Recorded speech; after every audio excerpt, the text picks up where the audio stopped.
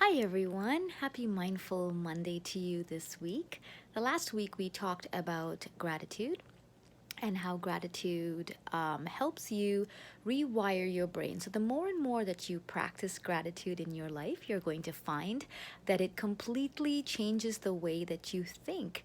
When you might have struggled with negative thoughts in the past, might have felt offended easily, might have felt a little bit more trapped, feeling thoughts of sadness towards yourself, or the victim mentality as we call it.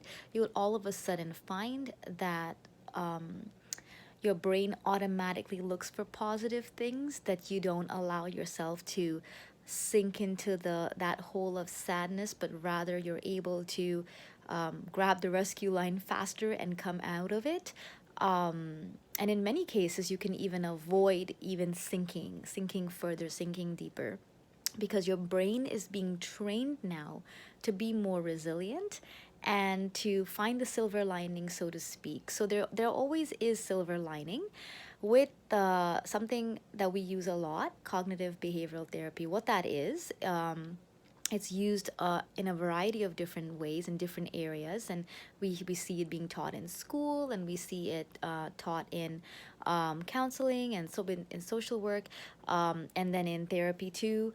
um, Essentially what it is just thought replacement, and learning to control your thoughts and be the boss of your own thoughts. Let's put it that way. So, the premise is that if we can think good things, then we will have a good mood, and therefore our behavior will follow.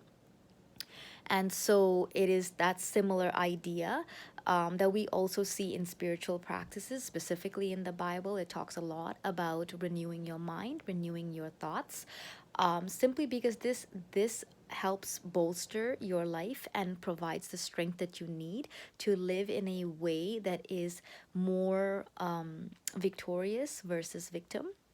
So that's something important to note. So I'm going to build further on this. Now, while when we are choosing thoughts and we're choosing gratitude, what we are essentially doing is allowing thoughts of gratitude in, and we are repelling the negative thoughts of victim mentality, complacency, entitlement, anything that would really get us down, maybe offense, things like that. But there are other things that we can do that also help us. And it's really important to know that whatever we put in is what we are going to get out. So, whatever we sow, we will reap.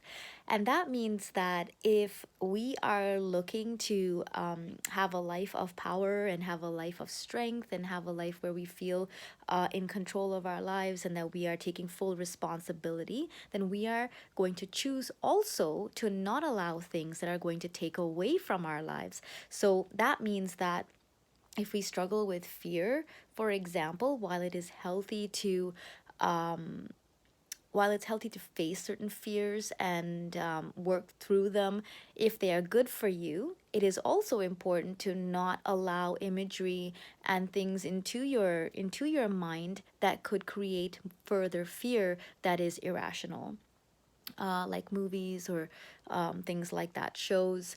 You want to protect your mind because that is where all the thoughts are culminating, and that is what is shaping your reality. So, the books that you read, the music that you listen to, if you're struggling with sadness and you're feeling alone, the last thing that is going to help you is are songs that are all about heartbreak and sadness and feeling alone and depression and death and everything dark and that sort of music, or anything that is related to that is going to pull you in that direction, because we are emotional beings. We are impacted by art.